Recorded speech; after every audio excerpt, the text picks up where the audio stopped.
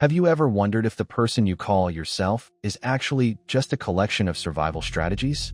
Not your favorite music, not your hobbies, not the things you enjoy when you're alone, but the deeper parts of you.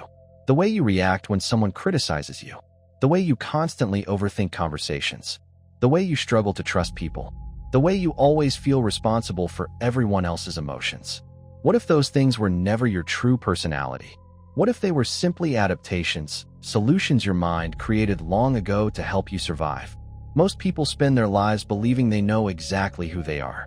They say things like, "I'm just shy," "I'm naturally independent," "I've always been anxious," or "I'm the type of person who never asks for help."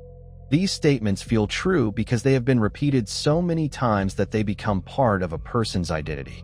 But what if those traits didn't begin as personality traits at all? What if they started as responses to situations you experienced when you were too young to understand what was happening? Imagine a child growing up in a home where mistakes are constantly criticized. Every wrong answer, every small accident, every imperfect result is met with disappointment or judgment. That child learns something important, not because anyone explicitly teaches it, but because the brain is always learning. The lesson becomes simple: mistakes are dangerous. As the years pass, that child grows into an adult who checks everything 3 times, worries constantly about failure, and struggles to relax. Other people call them a perfectionist. They call themselves ambitious. But underneath that perfectionism may be something much older, a child trying desperately to avoid criticism. The strange thing about survival mechanisms is that they rarely disappear when the danger disappears. They become habits. Then they become patterns. Eventually, they become identity. Think about how often people say, "That's just who I am." Most of the time, they never stop to ask a more important question. Is it really who I am? Or is it who I learned to be? A child who grew up feeling ignored may become the adult who constantly seeks validation. A child who experienced rejection may become the adult who avoids vulnerability. A child who learned that expressing emotions caused problems may become the adult who struggles to open up to anyone. Over time, these adaptations become so familiar that they feel natural. They stop feeling like choices and start feeling like personality. This creates one of the biggest illusions in human psychology.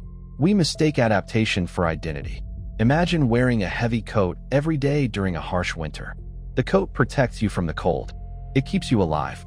After years of wearing it, you become so accustomed to its weight that you stop noticing it. Then one day spring arrives. The weather becomes warm. The cold is gone.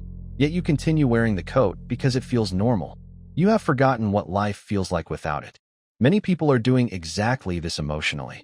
The defenses that once protected them are still being carried long after the original threat disappeared. This is why personal growth often feels so uncomfortable. People assume growth means adding something new. In reality, growth is often about removing something old. It is about questioning patterns that have existed for years. It is about looking at behaviors you once considered permanent and asking where they came from. The answer is often surprising. Take people-pleasing as an example. Many people describe themselves as naturally kind. They are always available. They avoid conflict. They say yes when they want to say no. They put everyone else's needs before their own. At first glance, it looks like generosity. And sometimes it is. But sometimes it is something else entirely. Sometimes people-pleasing is a survival strategy. Perhaps, as a child, keeping others happy helped create peace. Maybe disagreement led to tension. Maybe approval felt necessary for emotional safety. Over time, the brain learned a simple equation. If people are happy with me, I am safe. Years later, the person continues sacrificing their own needs without realizing they are following a rule written decades ago. The same thing happens with independence. Society often praises people who never need help. They seem strong, capable, and self-sufficient. But sometimes extreme independence is not strength. Sometimes it is protection. Imagine a child who repeatedly experiences disappointment whenever they rely on others. Eventually, they stop asking. They learn to handle everything alone.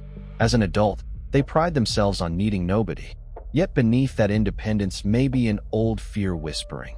If you depend on people, you'll get hurt. The world sees confidence. The person experiences loneliness. This is where things become fascinating. Many of the traits we admire in ourselves are actually emotional armor. The The perfectionist wears armor against failure. The people pleaser wears armor against rejection. The workaholic wears armor against feeling unworthy. The emotionally distant person wears armor against heartbreak. The anxious person wears armor against uncertainty. The armor serves a purpose. It protects, but it also limits. Imagine trying to hug someone while wearing a suit of armor. Imagine trying to swim in it. Imagine trying to dance in it. The protection comes with a cost. The same thing happens psychologically. Every defense that keeps pain out also keeps part of life out. And yet, most people never realize this because their defenses work. The perfectionist achieves success. The people pleaser gains approval. The workaholic earns recognition. The independent person avoids disappointment. The strategies produce rewards, which makes them even harder to question. But eventually the costs begin to appear. The perfectionist becomes exhausted. The people pleaser loses their sense of self. The workaholic feels empty despite achievement. The independent person feels disconnected from others. The protection slowly becomes a prison. One of the most powerful moments in self-awareness occurs when someone recognizes that their personality may not be fixed. They begin seeing patterns rather than identity. Instead of saying, "I am anxious," they start asking, "Why did anxiety become useful for me?" Instead of saying, "I'm just a people pleaser," they wonder, "What was I trying to protect myself from?" Those questions change everything. Because the moment you become curious about your patterns, you stop being controlled by them. Imagine walking through a house you've lived in for years. One day, someone points out a hidden room behind a wall. Suddenly, the house is bigger than you thought. The room was always there. You simply never knew it existed. Self-awareness works the same way. Many people discover hidden parts of themselves they have never explored because survival mechanisms occupied all the space. Underneath anxiety, they find courage. Underneath people-pleasing, they find honesty. Underneath perfectionism, they find creativity. Underneath emotional distance, they find a deep desire for connection. But reaching those parts requires letting go of old identities. And that is where fear appears. The mind prefers familiarity, even when familiarity is painful. An uncomfortable habit often feels safer than an unfamiliar possibility. This is why people remain stuck in patterns they dislike. The pattern may create suffering, but at least it is predictable. Your brain is constantly asking one question. Does this feel safe? Not, does this make me happy? Not, does this help me grow? Just, does this feel safe? The problem is that safety and freedom are not always the same thing. Many people spend years protecting themselves from experiences that could actually heal them. They avoid vulnerability because they fear rejection. They avoid opportunities because they fear failure. They avoid authenticity because they fear judgment. Without realizing it, they are living according to rules created by an earlier version of themselves. A version that was trying to survive. Imagine meeting your younger self. The child who developed all those strategies. The child who learned to stay quiet, stay perfect, stay helpful, stay guarded, or stay invisible. Would you criticize that child for adapting? Probably not. You would understand that they were doing the best they could with the tools they had. Yet adults often judge themselves harshly for patterns that began as acts of survival. The truth is that healing does not begin with self-criticism. It begins with understanding. When you understand why a pattern exists, you stop treating yourself like an enemy. You begin seeing your behaviors as messages rather than flaws. Every defense tells a story. Every habit reveals something about what your mind once needed. And perhaps the most liberating realization of all is this. You are not your adaptations. You are not your anxiety. You are not your perfectionism. You are not your fear of rejection. You are not your need for approval. Those things are patterns. They are strategies. They are responses. But they are not the entirety of who you are. The real you exists beneath them. The challenge is that discovering that version of yourself requires courage. It requires questioning beliefs that may have followed you for decades.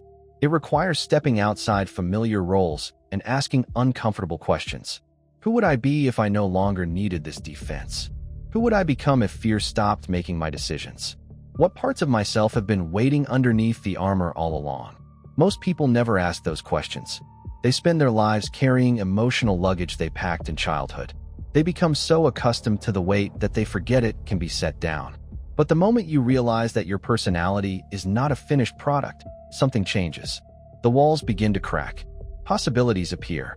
New versions of yourself become imaginable. The personality you built to survive may never completely disappear. Some parts of it will always remain. They helped you through difficult moments. They protected you when you needed protection. There is nothing wrong with that. The goal is not to erase those parts of yourself. The goal is to recognize them, to understand them, to appreciate them, and then decide whether they still belong in the life you are trying to build. Because survival is not the same thing as living. At some point, every person faces a choice. Continue living through old adaptations, or begin discovering who they are beyond them. Continue wearing the armor, or finally set it down. And perhaps the most important question you can ask yourself is not, "Who am I?" Perhaps the better question is, "Who might I become when I no longer need to survive?" The answer may be waiting underneath layers of protection you have carried for far too long.